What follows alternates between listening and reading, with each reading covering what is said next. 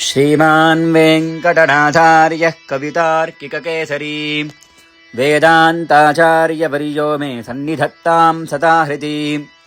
अहमद्रक्षणभरो मद्रक्षणफलं तथा न मम श्रीपतेरेवेत्यात्मानं निक्षिपेद्बुधः।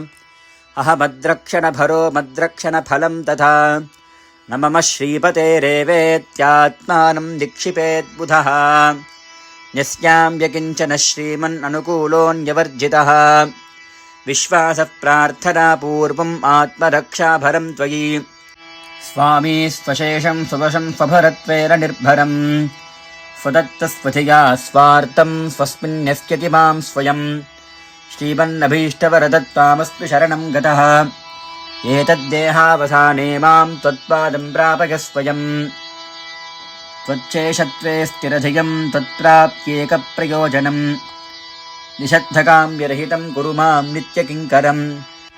देवी भूषणहेत्यादिदुष्टस्य भगवंस्तव नित्यं निरपराधेषु कैङ्कर्येषु नियङ्क्ष्व मां मदीयं च निखिलं चेतनात्मकम्।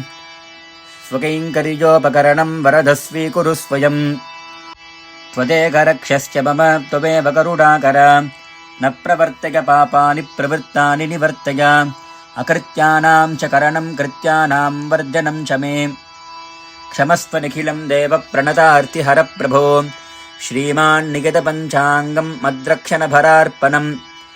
अचीकरत् स्वयं स्वस्मिन् अतोऽहमिह निर्भरः। श्रीमान् निगतपञ्चाङ्गं मद्रक्षणभरार्पणम्। अचीकरत् स्वयं स्वस्मिन् अतोऽहमिह निर्भरः।